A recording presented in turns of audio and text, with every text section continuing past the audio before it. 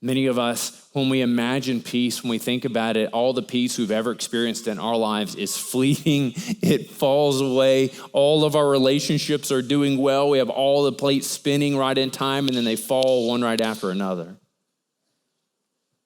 But the peace that God offers you, the peace he extends to you, is a peace with an enduring quality.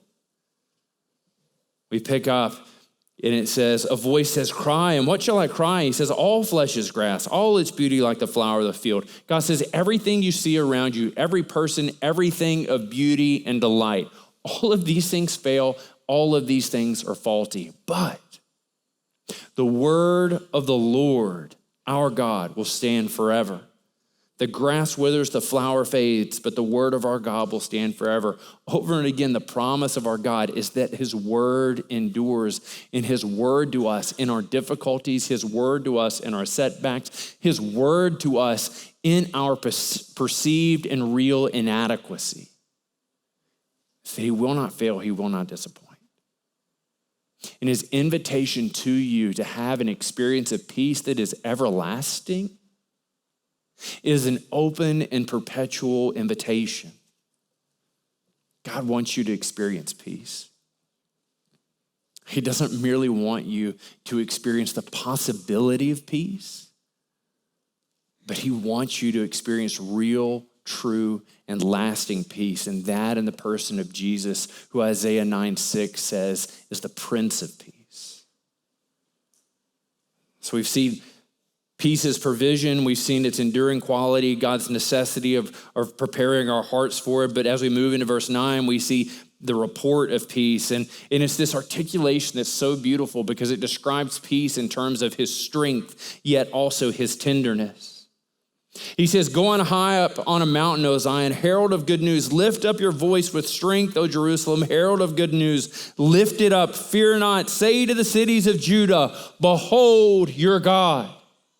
So he sees them there in exile, and he says, look, this is what you need to do. You need to rally people. You need to have people excited. You need to get everybody on board. You need to go up to the highest place imaginable. And when you get up there, you need to gird up your loins. You need to lift up your voice. And you need to cry out that this is your God.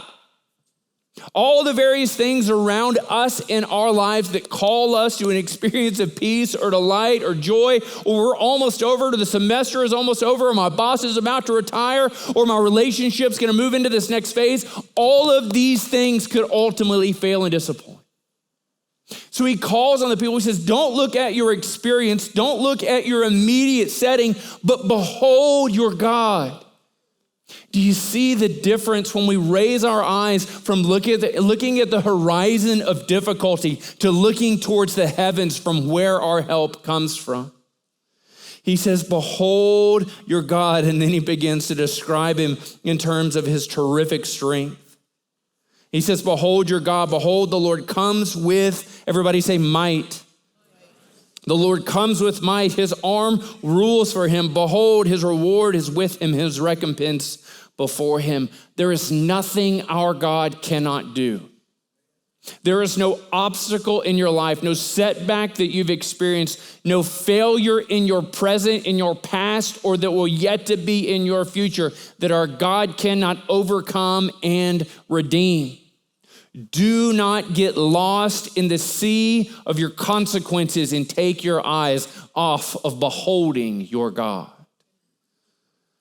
You see, when we behold our God, when we see his might, when we declare his praise, we enjoy his peace. It says, behold your God in this terrific display, this articulation, this description of his power, his ability, and his might. There is, on the one hand, this temptation to find ourselves fearful and trembling, wondering what it would be like to be held, to be enjoyed, to be in his presence. And so his might is perfectly matched with his tenderness. He says, behold, your God comes with might. His arm rules for him. His reward is with him. His recompense before him. But check out verse 11. It says, he will tend his flock like everybody say shepherd. He will tend his flock like a shepherd. He will gather the lambs in his arms. He will carry them in his bosom and gently lead those who are with young. this almighty, powerful God. This God who is able to bring the mountains low, who is able to fill the valleys up, who is able to minister in mighty ways, is able to be in your life in the minutia of your anguish. So he sees the sorrow in your heart. He sees the unfulfilled longing.